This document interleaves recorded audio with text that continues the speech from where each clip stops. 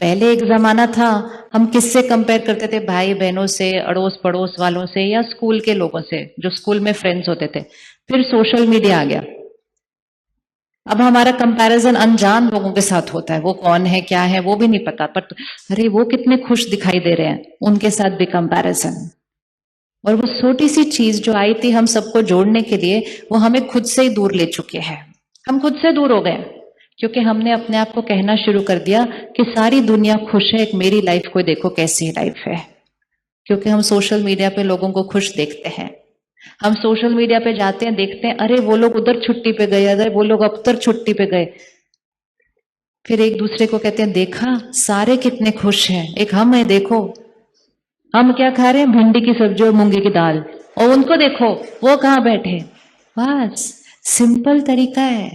दूसरे को देख लिया, अपने भाग्य को कोस दिया और सोचा सारे खुश हैं। ये पता नहीं उनको कि वो जिन्होंने फोटो डाली हुई है ना, वो आजकल वैसे तलाक लेने की सोच रहे हैं एक दूसरे से।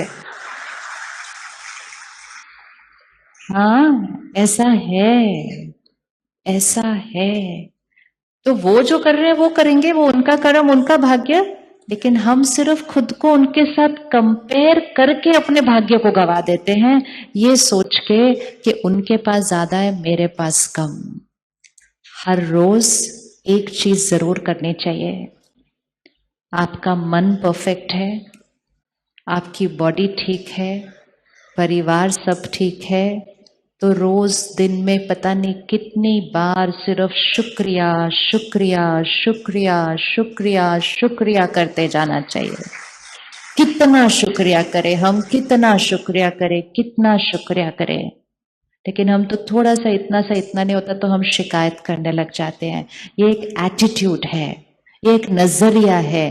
शिकायत करेंगे तो परफेक्ट चीज भी गलत लगती है, और शुक्रिया करेंगे तो गलत बातें भी अच्छी लगने लग जाती हैं, क्योंकि हम शुक्रिया कर रहे हैं। आज अगर हम इस हॉल में गलतियां ढूंढनी शुरू करें तो 100 गलतियां निकल सकती हैं, और हम कहेंगे ये भी गलत है, ये भी गलत है, ये भी ठीक नहीं, ये भी ठीक नहीं, ये भी ठीक नहीं है। दुखी हो जाएंगे हम गलतियां निकाल के। वो तो हॉल तो जैसा है वैसा है, लेकिन मेरा नजरिया क्या है उसको देखने का। तो जब मैंने इसके अंदर 10 गलतियां निकाली तो मैंने कहा क्या बेकार जगह पे बैठे हुए हैं हम, तो मुझे खुशी कैसे हो सकती है। और अगर हम सिर्फ आए, अभी तो कुछ देखा भी नहीं, सिर्फ देखा और कहा परमात्मा शुक्रिया, कितना सुंदर स्थान दिया है, उसके बाद सब कुछ परफेक्ट दिखाई देने लगेगा। ये परफेक्ट तो सब कुछ परफेक्ट, ये परफेक्ट नहीं तो कुछ भी परफेक्ट नहीं, क्योंकि ये लेंस है जीवन को देखने का, ये हमारा लेंस है। इसका जो रंग होगा ना, हमें दुनिया वैसे ही दिखाई देगी। तो एक छोटी सी आदत बना लेते हैं, सुबह से अपने दिन की शुरुआत शुक्रिया से करें। कर सकते हैं शुक्रिया? शुक्रिया कर सकते हैं? किस किस का शुक्रिया करेंगे? सबसे पहले सुबह उठकर, अगर आपके जीवन में कुछ भी ठीक नहीं चल रहा, ऐसा नहीं एक दो चीजें ठीक नहीं चल रही, कुछ भी ठीक नहीं चल रहा, आप उसका शुक्रिया करेंगे?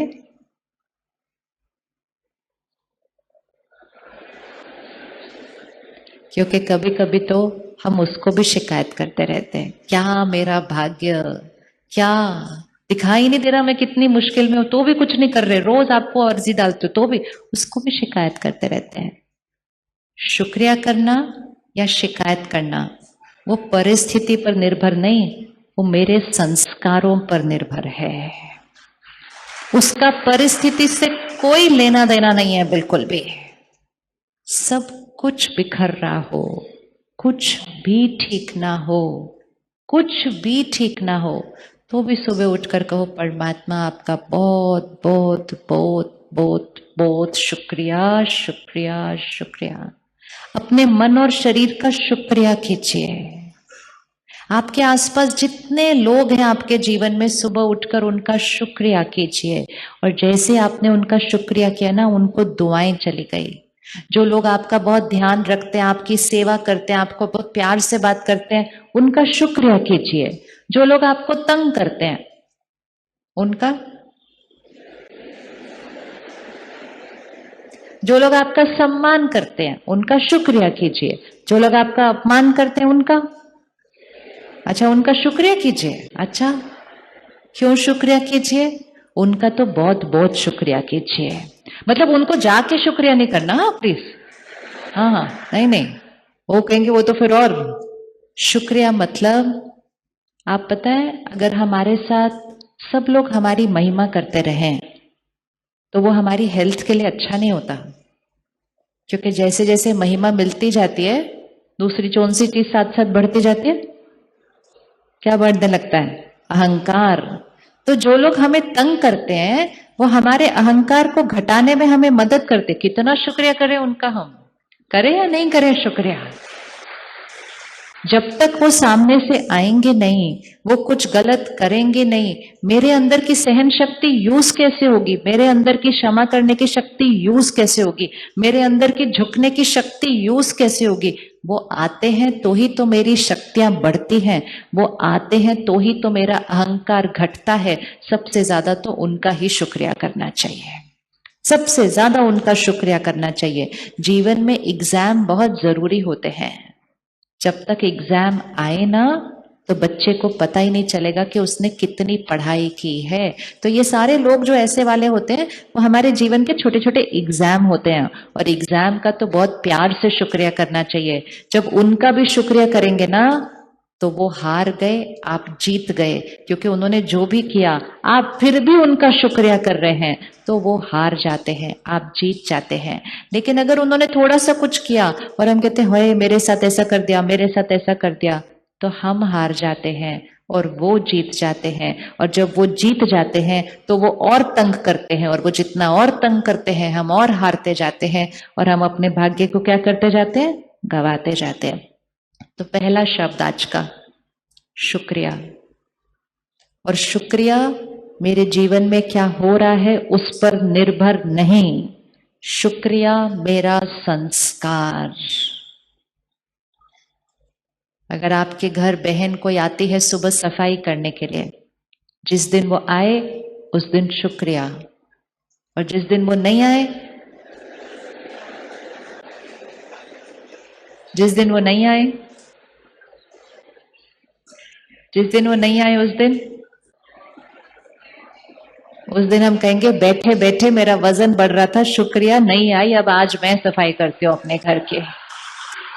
शुक्रिया बस। और नहीं तो आई नहीं, जब देखो छुट्टी ले लेती है, इनका क्या है, चली गई आराम से सो जा। एक बात, एक परिस्थिति, मेरे यहाँ 1000 संकल्प चलते जाते हैं, उसने तो फिर भी नहीं आना। घर को तो मैंने फिर भी साफ करना है, लेकिन मन को मैला करके घर को साफ किया तो उसका भी तो कोई फायदा नहीं होता है। उसका फायदा क्या हुआ? तो हर स्टेप पे हमें चेक करना है, वो बहन नहीं आई, मेरे कंट्रोल में नहीं, लेकिन मैंने अब सोचना कैसे है, वो पूरी तरह से मेरे कंट्रोल में है। और सोचने का लेंस ये होना चाहिए कि चाहे कोई भी बात आ जाए, उस बात में भी कल्याण को ढूंढिए, क्योंकि हर बात में एक कल्याण समाया हुआ होता है। परमात्मा हमें एक बहुत सुंदर लाइन सिखाते हैं कि जीवन में कुछ भी आ जाए, और कुछ भी मतलब कुछ भी, जैसे ही वो बात आए तो पहली थॉट, इसमें मेरे लिए कल्याण है।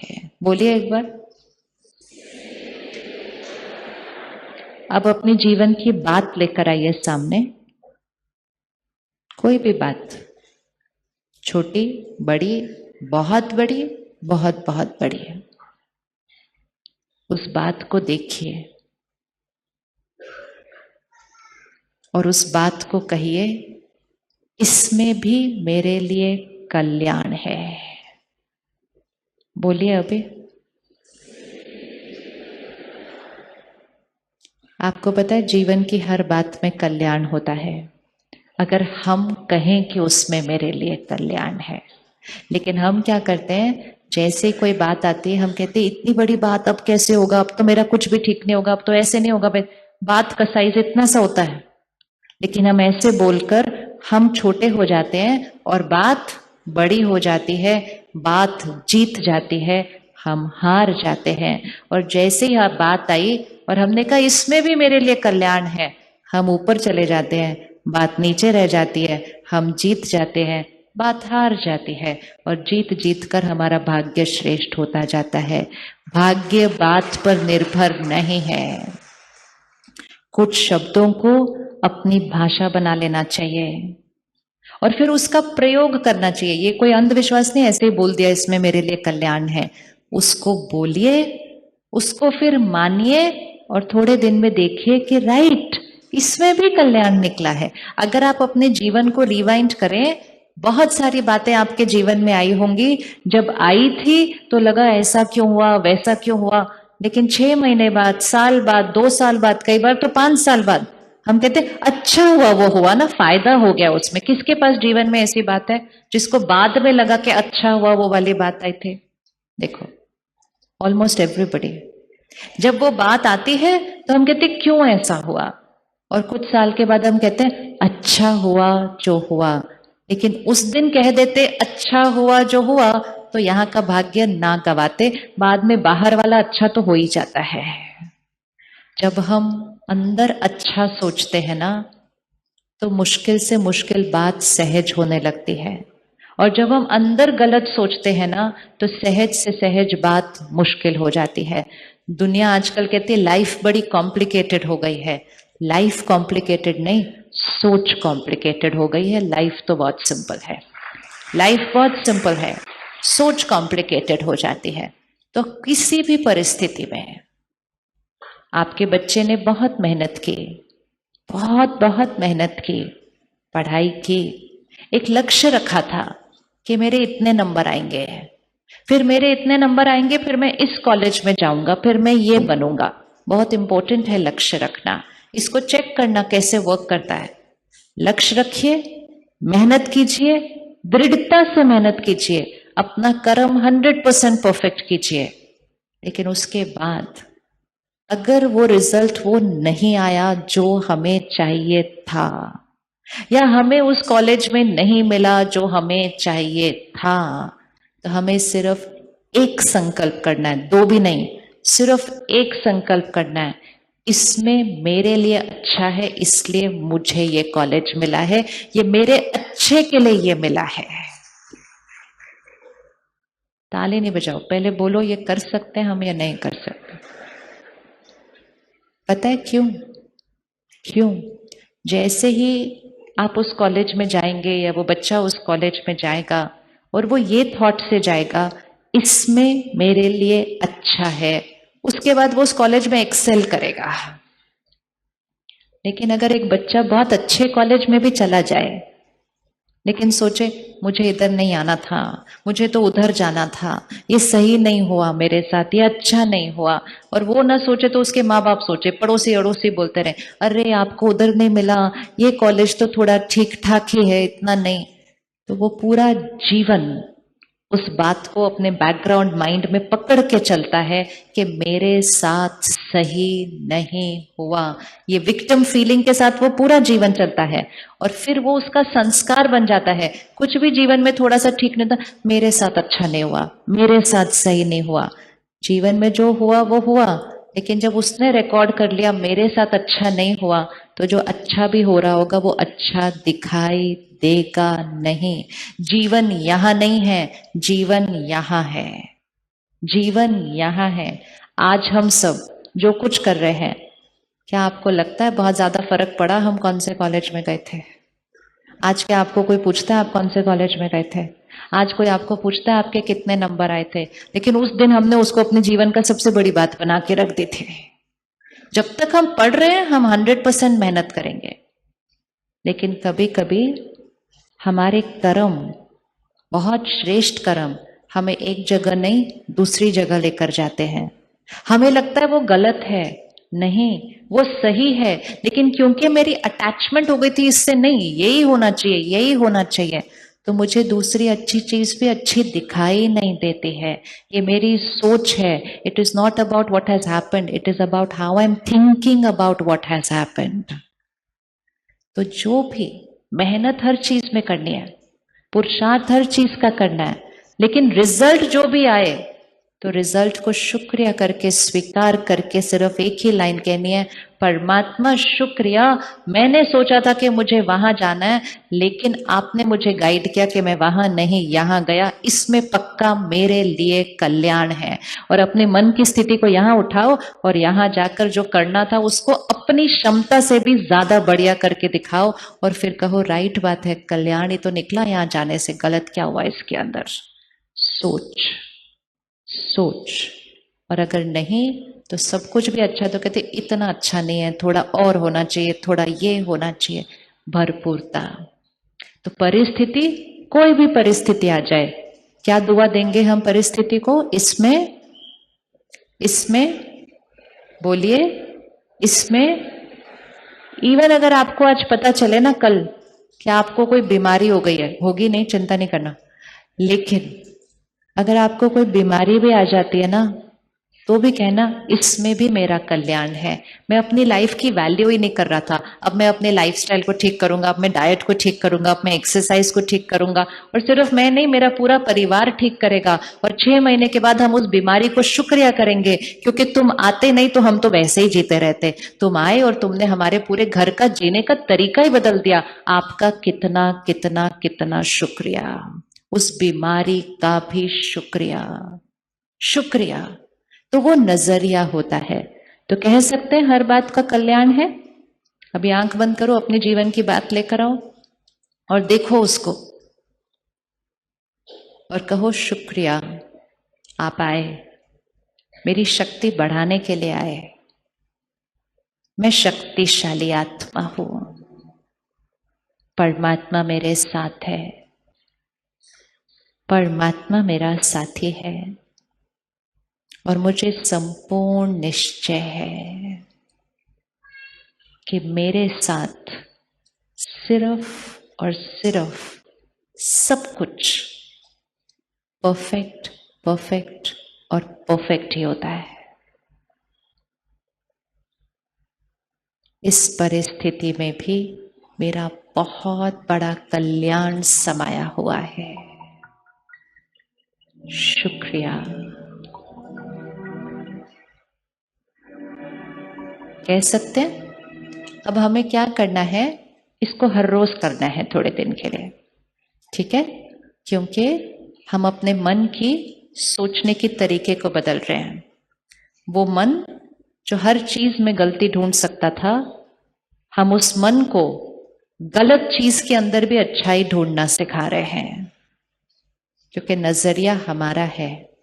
अगर मैं चाहूं, मैं इन सब फूलों में गलती ढूंढ सकती हूँ, और अगर चाहूं तो मुरझाए हुए फूल को भी प्यार से अपने पास रखते हैं। चॉइस तो अपनी है, वो फूलों पे डिपेंडेंट नहीं। तो हर परिस्थिति में कल्याण और हर व्यक्ति को दुआएं हैं।